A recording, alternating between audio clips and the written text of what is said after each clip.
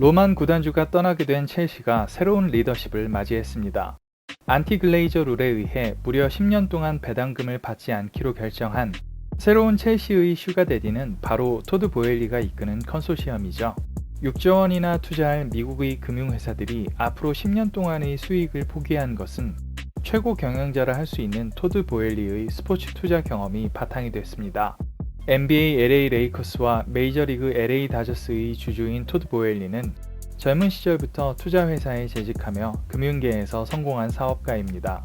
토드 보엘리의 개인 재산이나 커리어는 그리 많이 알려져 있지 않은데요. 오늘은 토드 보엘리에 대해 한번 알아봤습니다. 1973년생인 토드 보엘리는 독일계 가정 출생으로 스포츠 사랑이 남달랐습니다.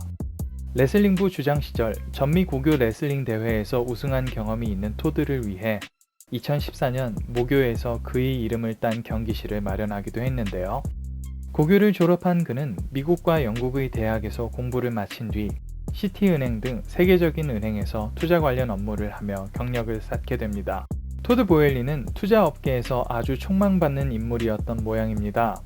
2001년 30살도 되지 않은 나이에 오늘날 3천억 달러를 운영하고 있는 구겐하임 파트너스의 한 투자부문 사장으로 재직하며 업계의 이름을 날리게 되죠. 구겐하임 재직 당시인 2013년 타임 워너그룹과 LA 다저스가 공동으로 투자한 스포츠넷 LA 설립에 주도적으로 참여해 이후 스포츠 투자가로의 발판을 쌓게 됩니다. 임원으로 이름을 날린 뒤 본격적인 자기 사업을 하고 싶었던 토드 보엘리는 2015년 구겐하임 산하 언론 할리우드 리포터 등을 비롯한 사업 부서를 매입하며 독립합니다. 그리고 현재 금융, 서비스업, 미디어 등 다채로운 사업에 투자하고 있죠. 이미 2012년 메이저리그 LA 다저스의 주주로 참여하게 된 토드 보엘리는 지난 2021년 역시 LA 연고인 LA 레이커스의 지분을 공동 인수하게 됩니다.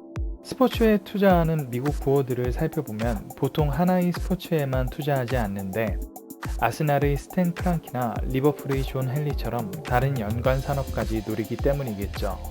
그는 언론사 또한 소유하고 있고 할리우드 외신 기자협회의 CEO이기도 한데요.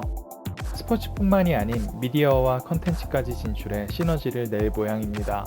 토드 보엘리는 지난 2019년에도 첼시를 30억 달러에 인수하려 했으나 실패했고 우크라이나 침공으로 인해 첼시 인수전에 뛰어들어 6조 원을 제시, 인수에 성공합니다.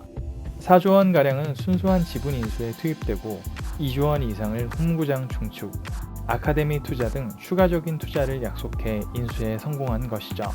너무 비싼 가격이라 생각할 수 있으나 런던 연고라는 클럽의 특성을 살려 각종 연관 상품까지 만들 수 있다는 생각에 도전한 것으로 알려져 있습니다. 10년간 수익을 가져가지 않겠다는 안티-글레이저 룰에도 불구하고 이 컨소시엄은 만수르 같은 슈가데디로의 역할은 어려울 것이라는 전망입니다. 단독으로 투자하는 것이 아니고 컨소시엄 형태로 진출한 것이기 때문이죠. 토드 보엘리의 경우 토트넘의 다니엘 레비 같은 역할을 할 것으로 보입니다. 첼시의 지분 자체는 컨소시엄 각 멤버들이 비슷한 비율을 소유하고 있지만 컨소시엄의 경영은 토드 보엘리의 회사가 지배적인 지위를 차지한다고 하죠. 실제로 같은 컨소시엄에 토드 보엘리 이상의 엄청난 부호가 있습니다만 스포츠 비즈니스에서 성공해온 그의 이력을 보면 전권을 가질만 합니다. 현재 토드 보엘리의 개인 재산은 45억 달러, 우리 돈 6조 원 가량으로 추정됩니다. 그러나 엄청난 자산에도 불구하고 전용기나 요트 같은 재산 목록은 알려진 게 없는데 확실히 금융 부호들은 석유 왕자들에 비해 사생활이 소박한 것 같기도 합니다. 헤지펀드가 투자한 것에 대해 첼시 팬들이 우려하는 목소리도 나오는데요. 과연 토드 보엘리와 첼시의 동행은 앞으로 어떻게 될지 귀추가 주목됩니다.